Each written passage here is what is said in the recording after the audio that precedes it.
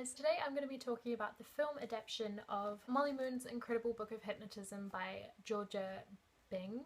I'm not too sure how to say her last name. Molly Moon is a series, I think there's like 6 books in the series, there might be 5 or 6, and it's a really great kids series. I started reading this when it first came out in 2002.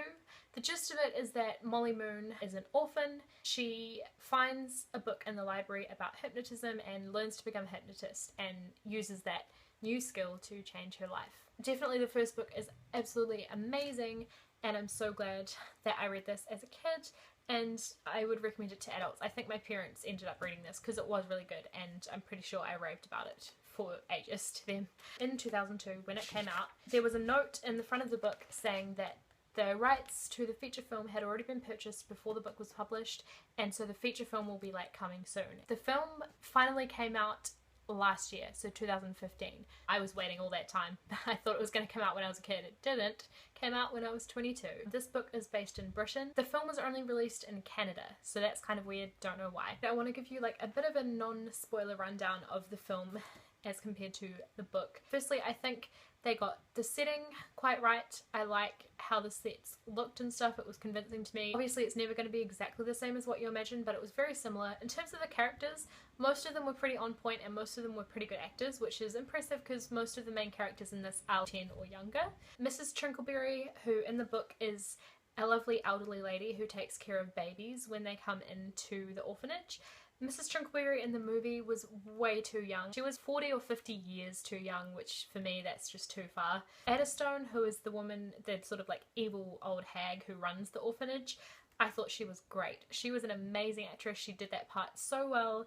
It was super entertaining. In the book she has false teeth, and it's kind of like this hilarious ongoing joke, Mrs. Adaption and her false teeth, and in the movie she didn't have false teeth, which was unfortunate because that would have been funny. Professor Knockman was just completely all wrong. That was probably my least favourite thing about the whole movie. Professor Knockman was played by Dominic Monaghan, who is a great actor, and he played a good part. It was like how the part was written that I didn't like. Firstly, he was too young for what I pictured, like far too young. I don't know what it is with them in this movie, choosing like actors real young. He's like the bad guy in Molly Moon.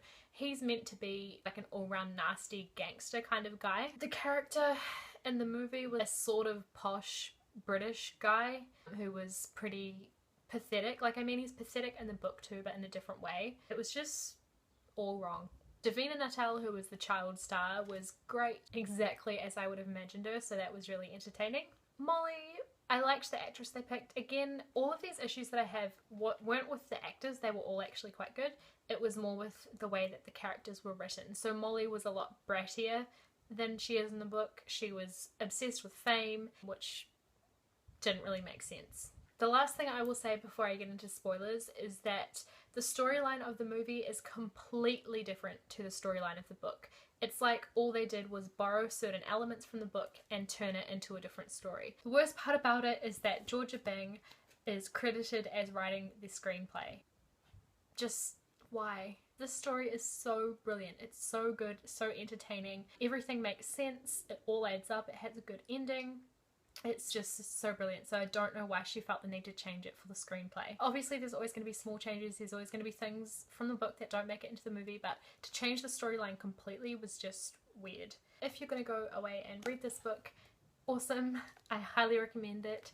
Very well written, very entertaining, and such a cool concept. It's just like a really cool idea. It's incredible and I love the characters. Honestly, if you read anything that I ever recommend, please pick this one. It's great. If you have read the book, however, go watch the movie and tell me what you think of it in the comments once you have.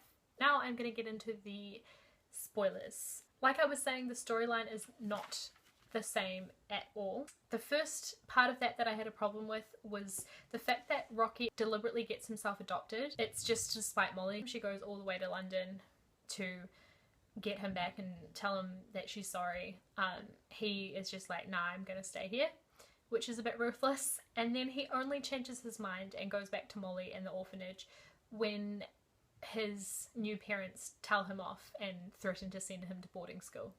So it's not like he's changed his mind and gone, okay, I actually really care about Molly and I care about everyone at the orphanage. He's more concerned with he doesn't like getting in trouble. It just didn't make a lot of sense to me. It made Rocky's character seem really pathetic and really spiteful, which I didn't like, because in the book he's very caring and it's all a big misunderstanding. The second problem I had with it was that they had the talent show, but there was no point. They had the talent show, but Molly didn't enter and win and use her hypnotism, so what was the point in even having the talent show when Molly wasn't even there for that scene? That leads me on to Molly Moon didn't use her hypnotism for anything useful. Speaking of using her hypnotism, it was quite funny how she'd be like having a conversation with someone that she's about to hypnotize, and then all of a sudden they'll turn around and she's disappeared, and then she'll like appear beside them and start hypnotizing them.